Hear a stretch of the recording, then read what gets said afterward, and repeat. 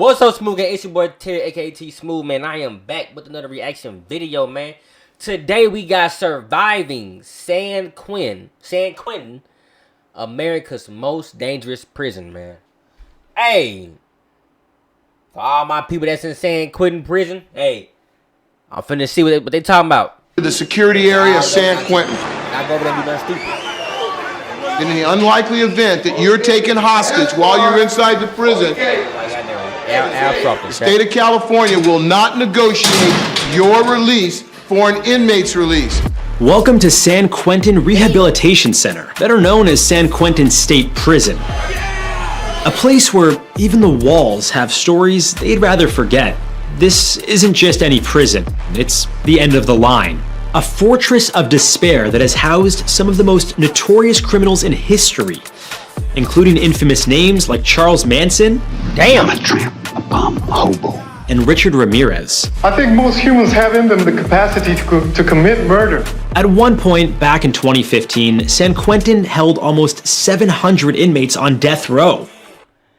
700 inmates on death row? Chad, I don't know if I told y'all this before, but if I'm on, look. If I was to do something and they said death row, just kill me. Just kill me. Unless that bitch say eligible for parole, okay then. But if that bitch say not eligible for parole, what the fuck am I being? Why? Just go and take me out right now. Let me get my last meal. Let me get my last meal right now, bro. Cause like ain't no point. I'ma die anyways. Might as well go ahead and shit. Do it right now. Making it the largest condemned unit in the Western Hemisphere. It was where the state's most dangerous offenders used to await their fate in cells barely larger than a parking space. From the twisted minds of serial killers to the cold calculations of gang leaders, the eerie hallways of San Quentin have seen it all. If these cells could talk, they'd probably scream. Here, survival isn't about ticking off days. It's about making sure those days don't crush you. What survival tactics can mean the difference between life and death within San Quentin's treacherous social hierarchy? How did one inmate's fate become eerily entwined with the very gas chamber he helped construct? And how did the pandemic expose the prison's darkest vulnerabilities, turning it into a ticking time bomb? To uncover these chilling stories and more, make sure to hit that subscribe button. And if you have any prison... Hold on, chat. Run that back. Hold on. Y'all see how long... Hold on. Wait. Vulnerabilities, turning it... Y'all see how long this line is, right? Y'all see how long this line is, chat? Into a ticking time bomb. Now, what the fuck is this? Chad, what is this? This right here gonna cause ruckus. Unless they got some type of refills or something, or a big ass truck coming in, this is gonna cause some ruckus, Chad. I mean ruckus. Folks gonna get shanked over a cup of ice and some drink. Folks gonna get shanked over a cold beverage. Man, say hell no. To uncover these chilling stories and more, make sure to hit that subscribe button. And if you have any prison survival stories, let us know in the comments. San Quentin opened its iron doors in 1854, making it California's oldest prison. Originally built to relieve overcrowding on prison ships. Yeah, you heard that right, floating jails. The facility quickly became a home for the state's most dangerous offenders. In the early days, barbaric practices like flogging and painful shower baths with pressurized water hoses were common. Hangings were public spectacles, drawing crowds eager for a morbid show. Between 1893 and 1942, California's preferred way to deal with death row was the hangman's noose, snapping 215 necks in total. With a history stained in blood... 250? Y'all hung 215 folks? Oh my god. What in the hell? Bruh. Ain't no way. It's no surprise the inmates had a fond nickname for it. The Arena. In 1938, the gas chamber was introduced and tested first on a pig, which disturbingly took 34 excruciating minutes to die. So much for quick and painless.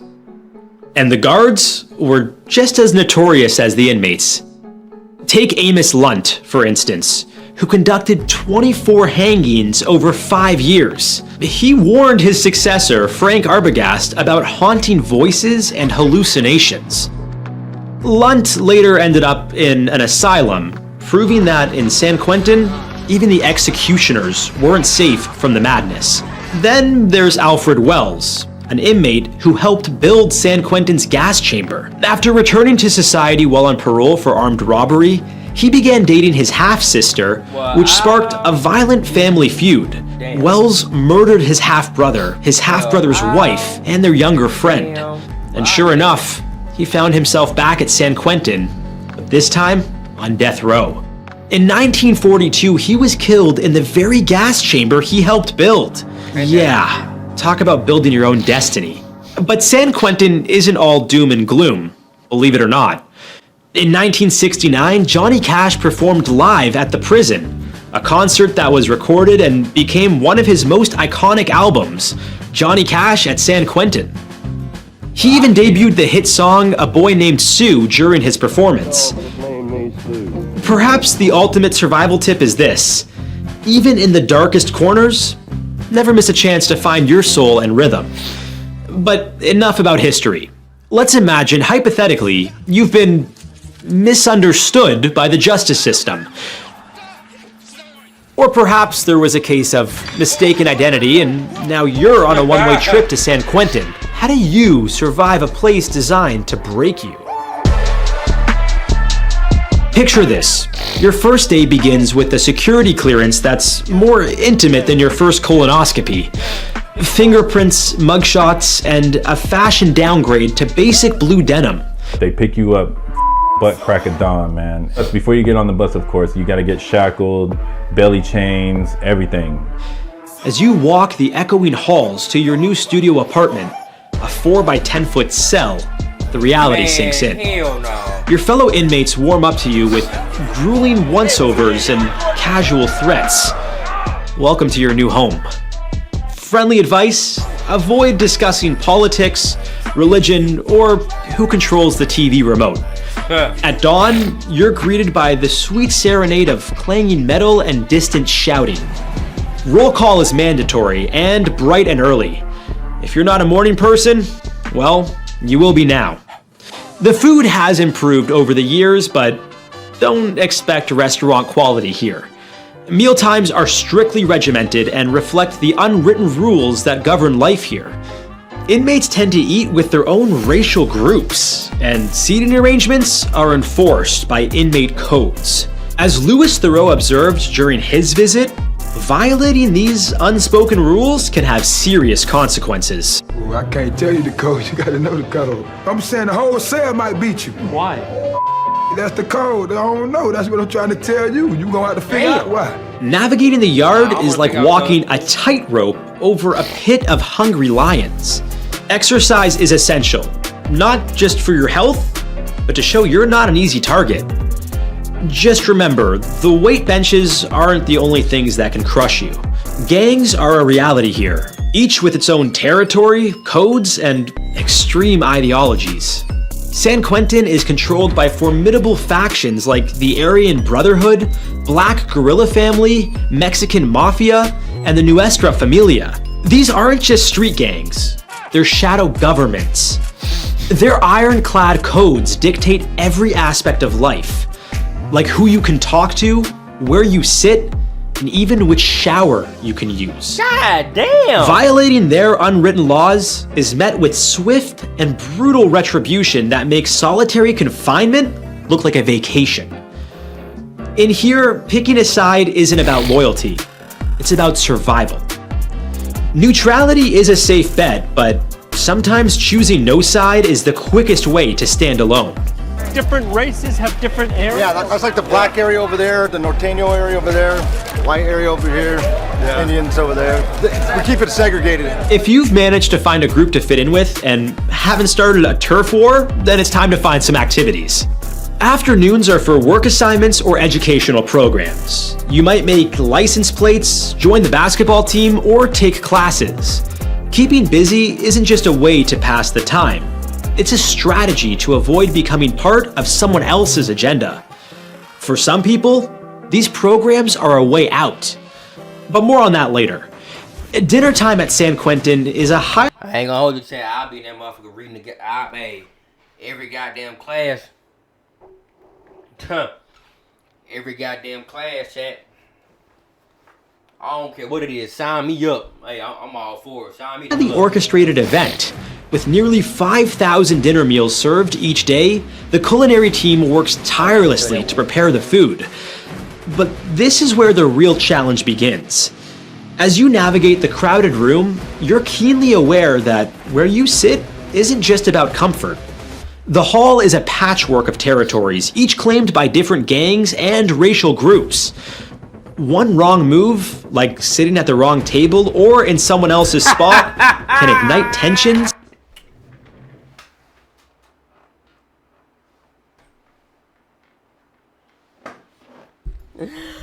Hey, why buddy still up on cuz like that, man? Hold on, wait a minute. Groups. Run that back. One wrong move, like Why sitting at the wrong table or in someone... Buddy in the orange said, look here, bruh. I know you hitting me, but I'm gonna take about this food before I get him whoop your ass. so you better get as many licks as you can right now. Cause once I get up, oh, it's your ass, partner. It's your ass, Mr. Postman. Someone else's spot can ignite tensions, turning a simple meal into a matter of survival. In San Quentin, even dinner comes with a side of danger. As the sun sets, you return to your cell. You should count your blessings if you've made it back in one piece. Lockdown commences and the prison's spine-chilling quietness settles in. Every inmate is confined to their cell, and all movement within the prison grinds to a halt. The silence during lockdown serves as a tool for control within the prison system, reinforcing authority and minimizing opportunities for coordinated disturbances. Consequences for breaking the lockdown could mean solitary confinement or even an extended lockdown for the entire cell block. Trust me, you do not want to be that guy. This is when tensions can rise. Your mind can start to get paranoid about every creak and shadow. A good book or a hobby can keep your mind occupied, and less focused on the unsettling sounds echoing through the halls. This was especially important if you were an inmate on death row. Here, life took on a whole new level of isolation. Confined to a tiny cell, every movement was monitored. You'd be stripped and handcuffed for even the smallest infractions. One inmate remarked, "I don't think lions and tigers should be locked up like this." With executions put on pause in California since 2006, inmates faced indefinite limbo for years, adding to the mental strain. Some prisoners took extreme measures to get their cases looked at. I killed my cellie. That's the only way I was going to be able to get back into court, to do something like that. But where you end up in death row...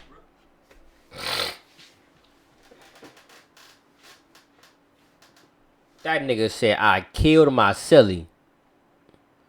That's the only way I was gonna end back in court. Well, son, you may go back to court, but that don't mean he gonna let your ass go.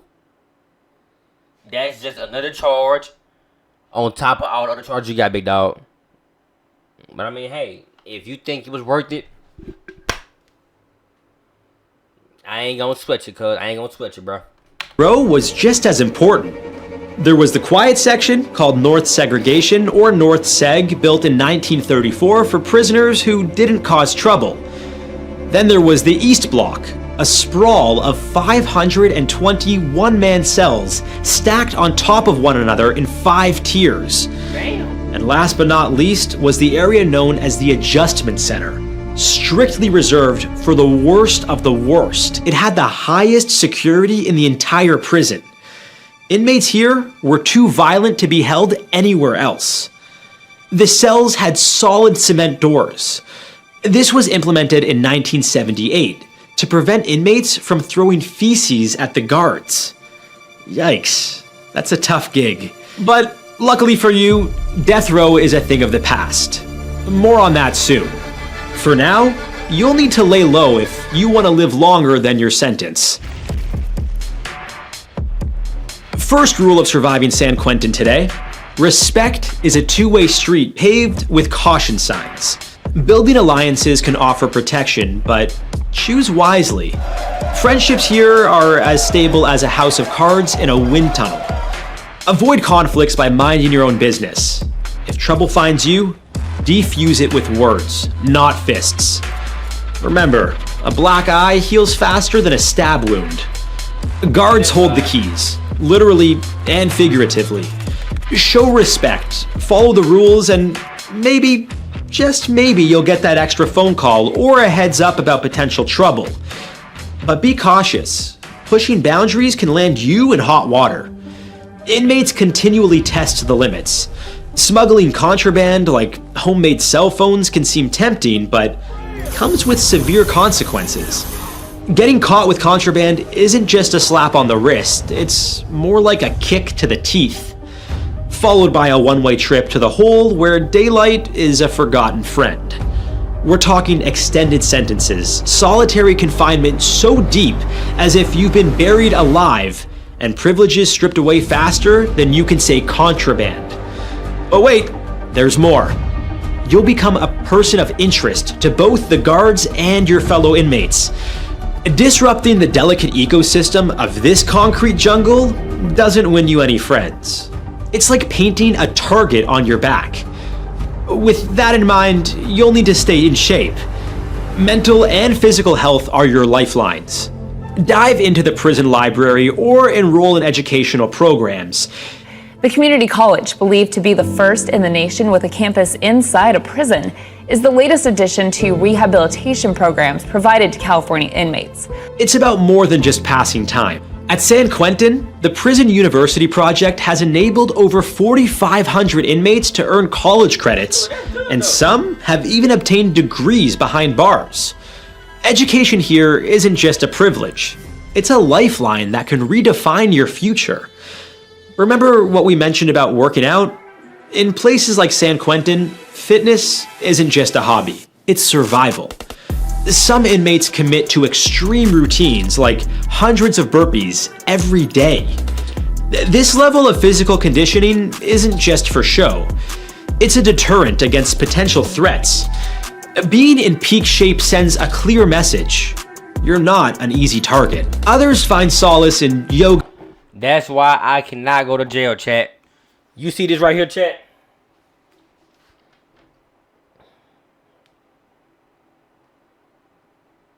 That's all Slim. That's all Slim, chat. If a dude like him were to grab me,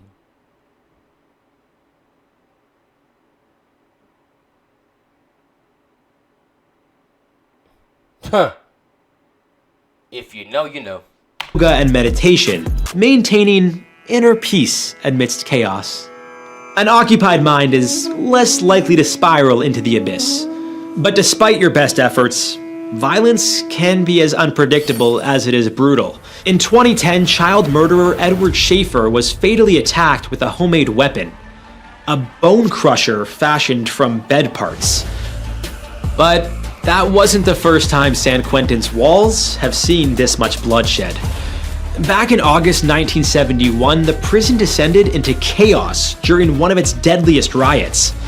An attempted escape by George Jackson, a prominent inmate and activist, ignited a violent uprising. Inmates armed themselves with smuggled guns and improvised weapons, turning the cell blocks into a battleground. By the time the dust settled, 3 correctional officers and 3 inmates were dead. This is a stark reminder that in San Quentin, violence can erupt like a sudden storm. Inmates have long memories and their own code of justice. So you've finally gotten accustomed to the hellish nature of this prison. Prison life is starting to seem manageable. But it's 2020 and you're blissfully ignorant that the world has been brought to a stop by the COVID-19 pandemic. During this time, San Quentin became a hotspot for the coronavirus. Over 1,000 inmates tested positive, turning the prison into a humanitarian crisis. One inmate described it as like a horror movie where you have nowhere to run. Overcrowding and poor sanitation turned the prison into a petri dish. The virus didn't spare death row either, adding another layer of anxiety to an already uncertain existence. The impact extended beyond inmates too. Staff members and their families were affected, with lawsuits alleging negligence in handling the pandemic. But change is on the horizon. As of 2019, California's governor, Gavin Newsom, has put a moratorium on the death penalty, calling it state-sponsored premeditated murder. To me, this is the right thing to do. For the first time in California's history, eligible individuals on death row can now be placed in general population areas, where they have increased access to job opportunities and rehabilitation programs similar to inmates serving life sentences without parole. I look forward to the aspect of being able to move around, talk, do things on my own, maybe get a job. These programs are gaining traction, aiming to transform San Quentin from a warehouse of despair to a center of reform. For instance, the prison's Guiding Rage into Power program addresses anger management and emotional healing, helping over 1,000 inmates reduce violent behavior and reconnect with their humanity. These initiatives aren't just buzzwords. That's my black ass in the goddamn prison choir. Addresses anger management and emotional healing, helping over 1,000 inmates reduce violent behavior and reconnect with their humanity. These initiatives aren't just buzzwords. They're changing lives one inmate at a time. Through programs like The Last Mile, inmates are learning to code and even developing apps, all within prison walls. One participant, Kenyatta Lael, went from serving a life sentence to becoming a manager at a tech company after his release. These aren't just classes. They're offering a real chance at a second act. It's a glimmer of hope in a place that's been shrouded in darkness for over a century. Surviving San Quentin isn't just about dodging danger. It's about finding purpose in a place designed to strip you of it. While escape is virtually impossible, sorry, this isn't a Hollywood movie, enduring and emerging stronger is the ultimate victory. So, if you want to avoid neighbors that prefer shanks over handshakes, it's best to stay on the right side of the law, especially if you're a drug lord like El Chapo. We'll explore why he needed over-the-top prison security in another episode of How to Survive. Woo! Chat man. I hope y'all watch this. And I hope it put you on game. Don't take your ass to San Quentin. Don't matter if I don't even do nothing stupid to go to San Quentin or any other prison. Just do the right thing, man. Live life happily or peacefully. But in the meantime, man, if you like the video, make sure you like, comment, and subscribe. Share it. And your boy catch you again next time, man. Holla.